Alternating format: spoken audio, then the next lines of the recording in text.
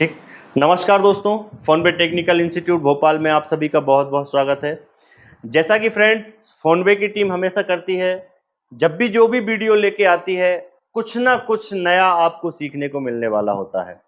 आज हम UFS change, आज ये हमारे पास जो भाई हैं, हम इन्हीं से जानते हैं ये कहाँ से हैं जी। मैं पंजाब से हूँ सर। जी, तो इसमें क्या प्रॉब्लम है? मेरे इसमें प्रॉब्लम है कि ये फ़ोन बिल्कुल डेड है जी। और मैंने चेक किया है जैसे, तो इसका पोर्ट बन रहा है। ओके। तो इसमें मुझे लग रही है कि यूएफएस की दिक्कत है। ओके। तो मैंने ईजी जेटेक से करके भी देखा है, बट वो कर नहीं रहा, ओके। कनेक्ट नहीं हो पा रहा उससे। तो वो मैंने चेक अपना यूएफएस चेंज का प्रोसेस जानना है, हो सकता है? ओके।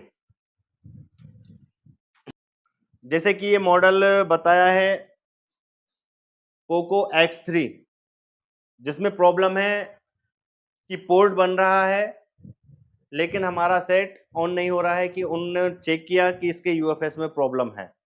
तो आज हम इस पर डीपली वीडियो आपको बताने वाले हैं कि पोको X3 का यूएफएस चेंज पॉसिबल है या नहीं। अगर पॉसिबल है तो किस तरीके से हम पोको X3 का यूएफएस चेंज कर सकते हैं, तो इस वीडियो में हम डीपली आपको दिखाने वाले हैं। तो वीडियो में कंटिन्यू बने रहिए जी सर। तो अभी सबसे पहले इस साइड में हम चेक कर लेते हैं कि हमारा साइड ये ऑटो पोर्ट पर है या फिर नहीं है, या फिर पहले हमें इसमें कुछ हार्डवेयर चेक करना पड़ेगा।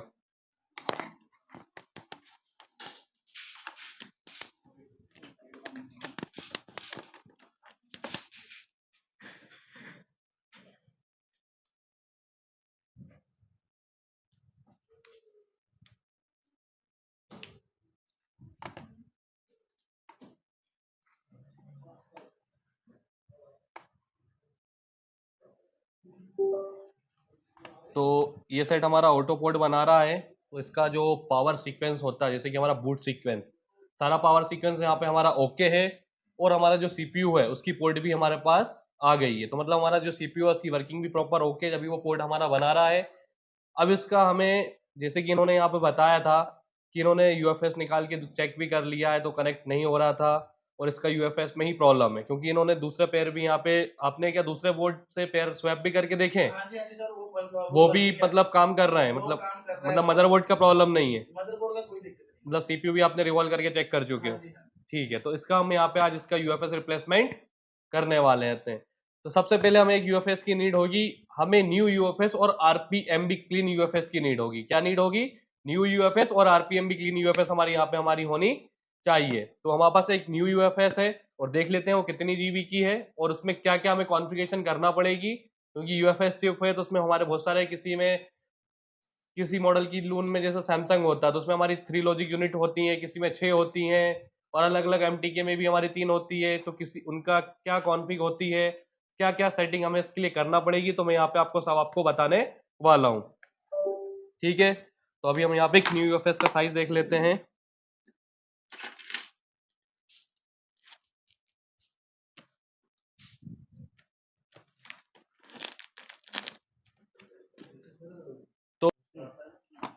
तो हमारे साइड का पोर्ट ओके आ चुका है, और इसमें हमें यूएफएस चेंज करना है। तो अभी जैसा कि मैंने आपको बताया था कि न्यू आरपीएमबी क्लीन यूएफएस की नीड होगी। तो सबसे पहले इसमें हम न्यू यूएफएस को चेक कर लेते हैं, और इसका जो काउंटर है वो भी चेक कर लेते हैं।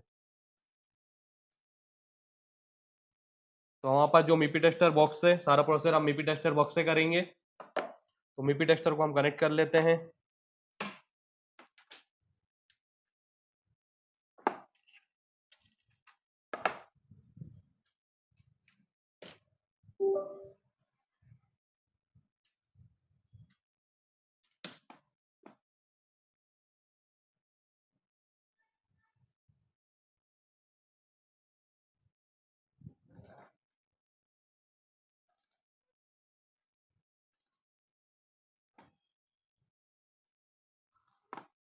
तो यहाँ पे हमारा जो मीपी टेस्टर बॉक्स है वो ओपन हो रहा है।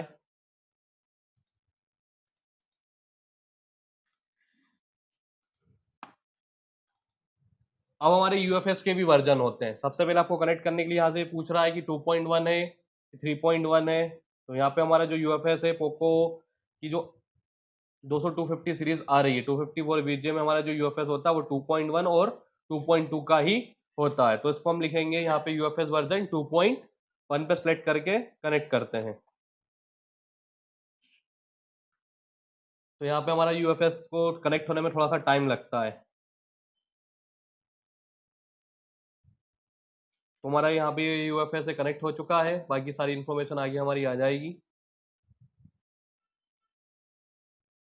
ये हमारा एकदम, ये देख सकते हैं आप यहाँ पे क्या लिख के आया, एकदम न्यू यूएफएस, और यहाँ पे क्या लिख के आया, काउंटर जीरो ऑथेंटिकेशन की नोट प्रोग्राम, एकदम न्यू आरपीएमबी क्लीन हमारा यूएफएस। और जो हमारे यूएफएस के लॉजिक यूनिट है वो 0 से लेकर 4 तक है। तो हमारा जो कॉलिकॉम के सेट होते हैं, पोको X3 हुआ या पोको X3 प्रो, X2 वगैरह, उनमें हमारी कॉलिकॉम की जो लॉजिक यूनिट आती है वो 6 लॉजिक यूनिट्स आती हैं, 0 से स्टार्ट होती हैं और 5 तक रहती हैं। तो हमारी जो लॉजिक यूनिट होती हैं वो टोटल 6 आती हैं।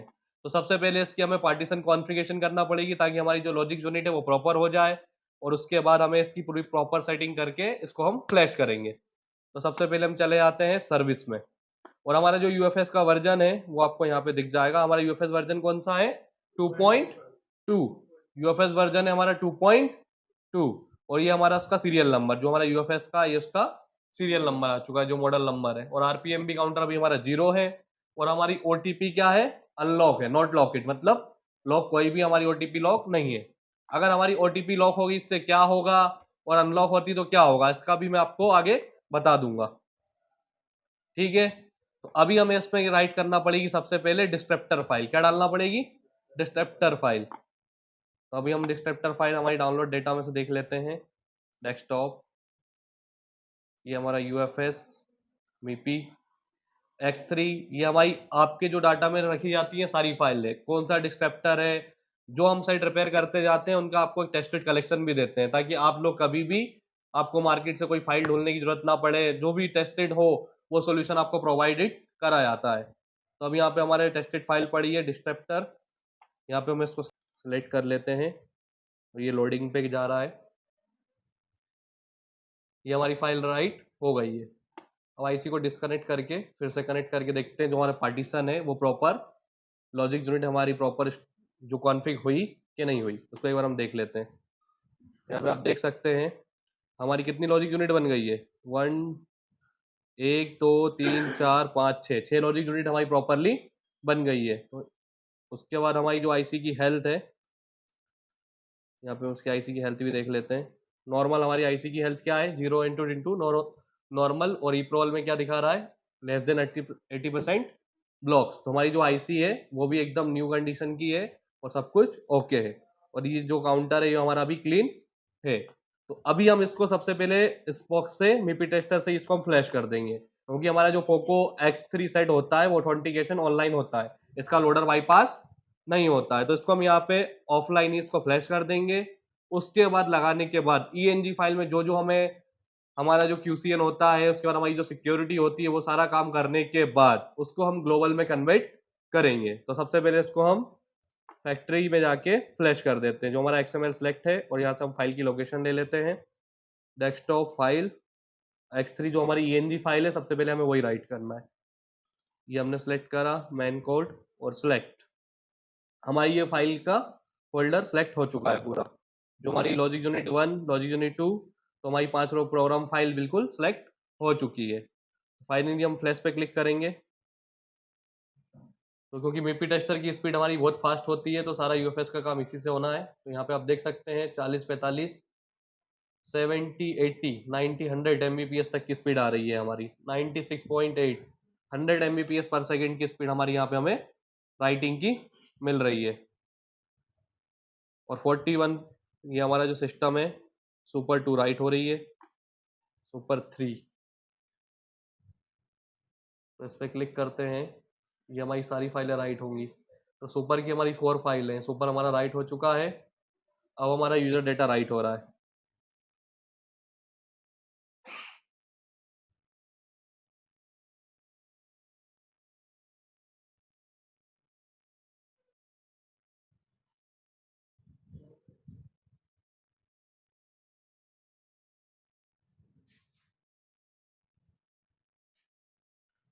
मतलब जो मीटर की स्पीड है हमारी बस 0 और 100 पे ही फ्लक्चुएट हो रही है, क्योंकि इतनी फास्ट स्पीड है कि कोई भी पार्टीशन मिनटों और सेकंडों में राइट हो जाता है। सिस्टम में 30 सेकंड 40 सेकंड बहुत फास्ट स्पीड से हमारा डाटा राइट होता है, और यहाँ पे हमारी जो ENG फाइल थी वो पूरी राइट हो गई। अगर यही बात हम इजी अटैक में करते तो हमारे कम से कम 20 से 25 मिनट हमारा फ्लैशिंग में लग जाते। तो यहाँ पे हमारी जो फाइल थी एकदम प्रॉपरली राइट हो चुकी है। इसको एक बार फिर से डिस्कनेक्ट करके देख लेते हैं, पार्टीशन शो करता है क्या, चेक कर लेते हैं सारे एकदम प्रॉपरली।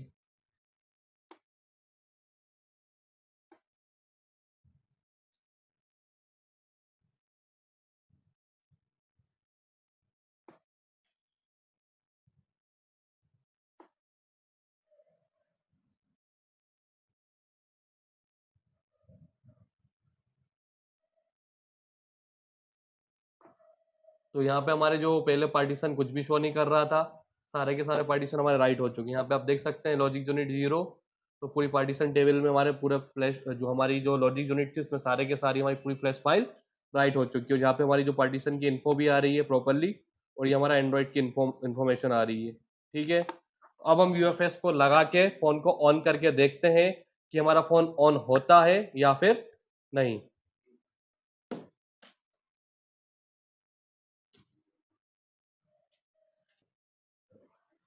तो अभी हम इसका UFS इंस्टॉल कर लेते हैं।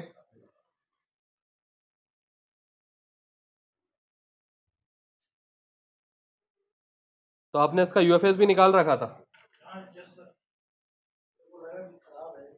तो खराब है तो आपने निकाल के ही रख दिया कि अब बस सीधा नया ही लगाना है? सर के पास ही लेके चलेंगे। ठीक है, तो इसमें हम अभी नया UFS लगाते हैं। ये हमारा सीरियल नंबर है KM5P, जो आपने पहले देख के लगाया था, और इसको हम प्रॉपरली इंस्टॉल करते हैं एक बार।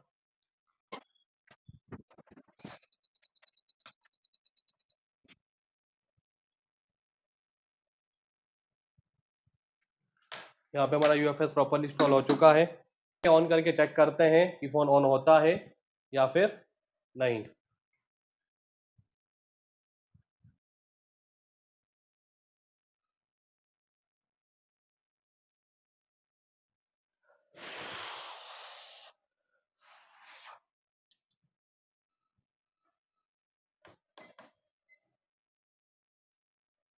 बैटरी भी चेक कर लेते हैं, 3.7 है हमारी।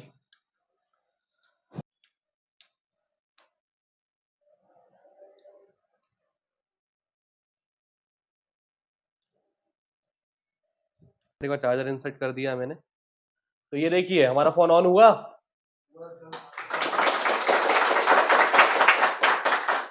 मतलब आपका 100% गेस सही था कि इसका UFS खराब है। अभी इसमें हमने न्यू RPMB क्लीन UFS लगाया और हमारा सेट कंप्लीटली ऑन हो गया। ऑन होने से पहले हमने जो जो इसकी प्रोग्रामिंग की थी, कभी भी आपको जब UFS चेंज करना है तो चिप कॉन्फ़िगरेशन, बूट पार्टीशन की आपको प्रॉपर सेटिंग, फाइल का आपको पहले कौन सी राइट करना है, उसके बाद आपको क्या क्या स्टेप फॉलो करना है, उसका आपको प्रॉपरली नॉलेज होना चाहिए। ठीक है, तो अभी हमारा यहाँ पे UFS चेंज कर हमारा सेट ऑन हो चुका है।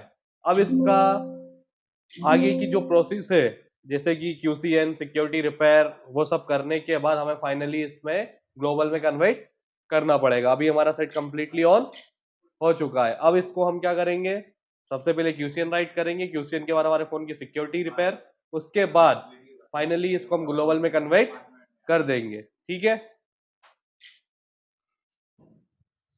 तो फ्रेंड्स हमारा सेट कंप्लीटली ऑन भी हो चुका है, और यहाँ पे हमारा जो पोर्ट है सिक्योर QCN राइट करने के लिए USB डायग्नोस्टिक का पोर्ट भी आ चुका है।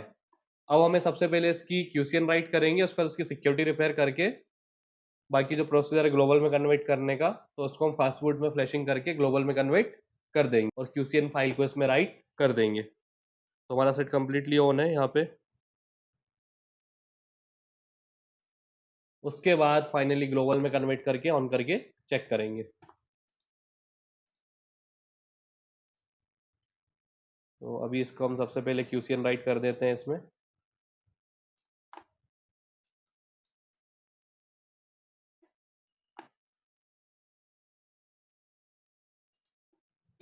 ये हमारा ADB का पोर्ट आ रहा है, और QCN टूल में जाके राइट, ये गए हम यहाँ पे डेस्कटॉप पर, और जो हमारी QCN फाइल थी वो हमारी फाइल के अंदर पड़ी थी। ये हमारी QCN टेस्टेड फाइल है, उसको हम राइट कर देंगे।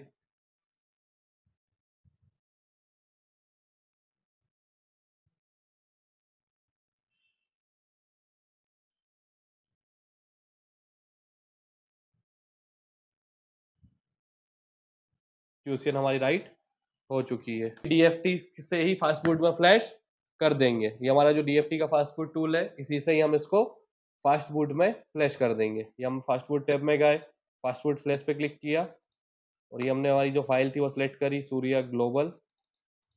बस ये हमारी फाइल सेलेक्ट हो जाएगी यहाँ पे, और सीधा हम फ्लैश बटन पे ही क्लिक करेंगे। ये फ्लैशिंग पे क्लिक किया और हमारा सेट ऑटोमेटिकली फ्लैश होने लगेगा। ये पूछ रहा है यस, फाइनली राइट, और ये हमारी फ्लैशिंग स्टार्ट हो चुकी है। फ्लैशिंग स्टार्ट होने के बाद हमें NV डाटा करप्ट का एरर आएगा, क्योंकि इसकी हमें बोर्ड आईडी होती है वो बाईपास करना पड़ेगी।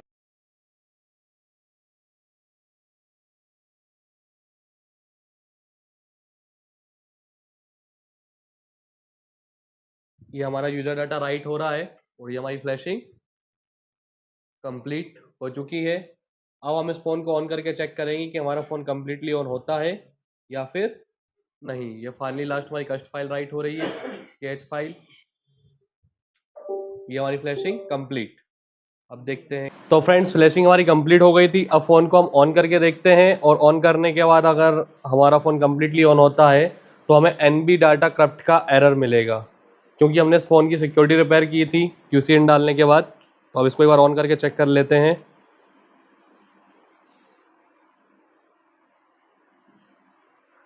तो फ़ोन की साइड हमारी बैटरी डिस्चार्ज है, पोको का लोगो दिखा के बंद हो गया है। तो एक बार इसमें चार्जर लगा के भी चेक कर लेते हैं। ये देख सकते हैं फ़ोन हमारा लोगो आया और स्विच ऑफ होगा। एक बार चार्ज लगा के हम चेक कर लेते हैं।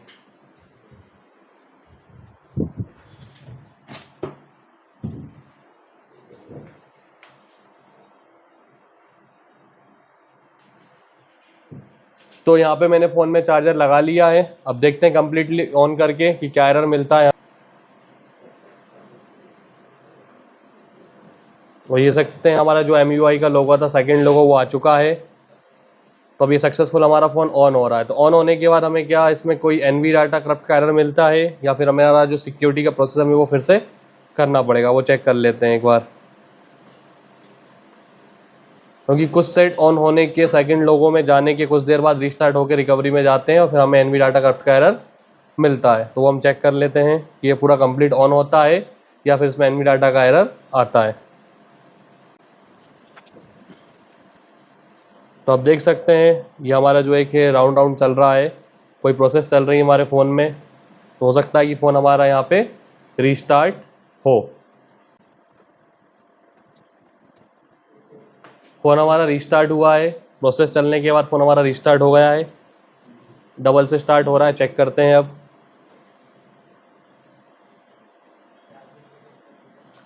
यहाँ पे जो एरर आ रहा है रिकवरी मोड में, NV डाटा करप्ट। तो फ़ोन में हमारा जो एरर आ चुका है NV डाटा करप्ट, तो इसे हमें यहाँ पे सॉल्व करना पड़ेगा। उसके बाद कंप्लीटली हमारा फ़ोन यहाँ पे चालू हो जाएगा। तो NV डाटा का प्रॉब्लम के लिए हमारा जो बोर्ड आईडी का रजिस्टर होता है, हमें वो चेंज करना पड़ेगा। तो वो रजिस्टर अब हम चेंज कर लेते हैं। तो बोर्ड आईडी का जो रजिस्टर है वो यहाँ पे लगा हुआ है पोको X3 प्रो में। पोको X3 है, सॉरी, पोको X3 हमारा मॉडल है। जो हमारा बोर्ड आईडी का रजिस्टर है वो ये लगा हुआ है।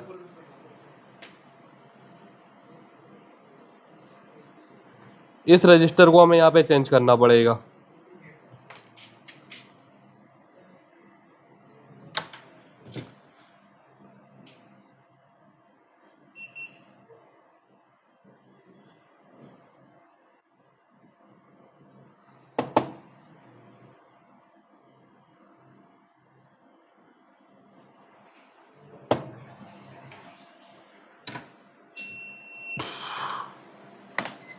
तो यहाँ पे हम 10K का रजिस्टर किसी भी मदरबोर्ड में से फाइंड करके लगा के चेक करते हैं।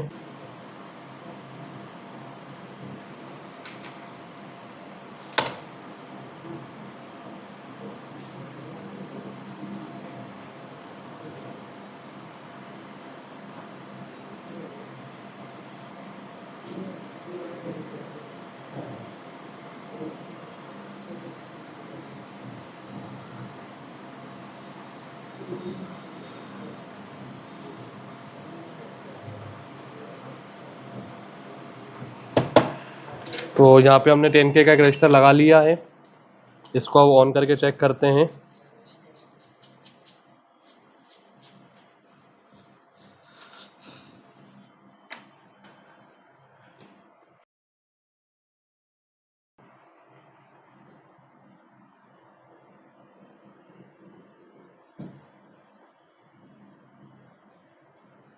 ये हमारा जो NV डाटा करप्ट का एरर आ रहा था, इसको हम डबल से रिबूट करके चेक करते हैं। ये हमारा NV डाटा करप्ट का एरर है, फ़ोन को हम डबल से रिबूट करते हैं। तो चेक करते हैं हमारी जो प्रॉब्लम है वो सॉल्व हुई है।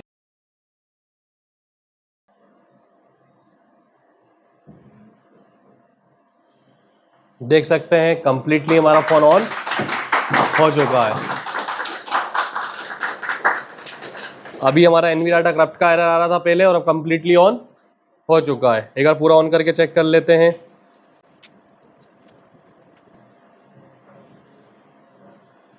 ये देख सकते हैं हमारा फ़ोन कंप्लीटली ऑन हो गया है, और जो हमारा UFS से प्रॉब्लम था, UFS रिप्लेसमेंट करने के बाद हमारा फ़ोन कंप्लीटली लाइव हो चुका है, और डबल सिम सिक्योरिटी भी हमारी, और विथ NV डाटा का सॉल्यूशन भी हमने यहाँ पे दिया हुआ है। तो आप इस तरीके से आपका पोको X3 आपके पास कोई भी सेट आता तो उसका UFS चेंज कर सकते हैं। बोर्ड ID का हर रजिस्टर, हर मॉडल में अलग अलग वाइज सॉल्यूशन होता है, तो सेम नहीं होता है।